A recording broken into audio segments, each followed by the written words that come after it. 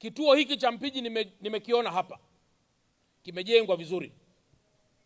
Mimi pamoja na taaluma zingine zote nilizonazo na taaluma ya pembeni inaitwa taaluma ya ujenzi. Hawa wenzangu wakuu wa wilaya, wakurugenzi wanafahamu vizuri.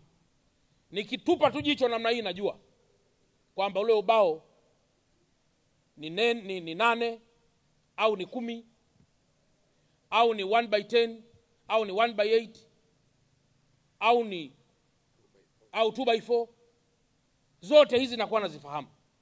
Kwa huku ndani nimetoa marekebisho machache. Kwanza kwenye mafremu ya milango irekebishwe, inyoke. Tusiwe kama vile fundi anatufanyia bure, tunalipa pesa, we are paying. Kwa fundi alipe, atengeneze vizuri mwenyewe. Lakini mahali pengine ni mahali pachache pa vifaa vya maji, kwenye sehemu za maungio na vitu vinginevyo. Tukisha rekebisha namna hiyo kituo hiki, hatujui nani atakuja kesho. Nyie mmewataji tu wananchi wa kawaida hapa. Kwa unaweza kuwa unafanya mambo ya kawaida. Lakini kesho anaweza kaja mtu hapa Mpiji hapa akawa mbunge, akawa mkuu wa majeshi, akawa rais, akawa nani. Manake mkalazimika kukifanya kituo hiki kama kituo cha huyo rais. Kwa hiyo unapofanya miradi ya maendeleo, usimwangalie mtu wa chini kabisa yule. Muangalie kwamba yule mtu wa chini anakuwa. Kesho akishakuwa mkubwa atalala kwenye kitanda gani. Usimwangalie mtoto mdogo kwenye kitanda kidogo alichonacho leo. Angalia kwamba akiwa mkubwa ataingia kwenye mlango gani. Kwa hiyo maendeleo unayoyafanya yawe kwenye projection ya miaka mingi mbele. Ukiweka vitu vya hovyo leo, maana yake jengo letu litachaka. Mwisho yatakuwa ni matusi kwa rais, matusi kwa viongozi wa wilaya, kwamba tumekula pesa badala ya kufanya vitu vyenye tija.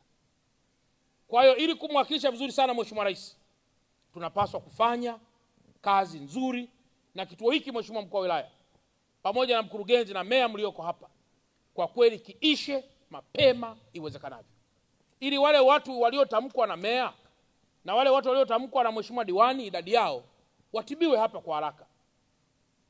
Sisi tunatamani sana watu watibiwe kwa haraka.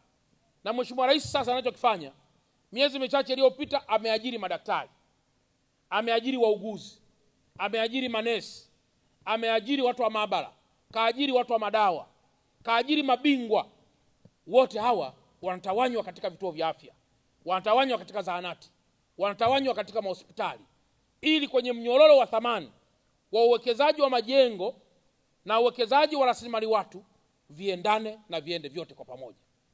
Samia hoye! Gharama za mradi.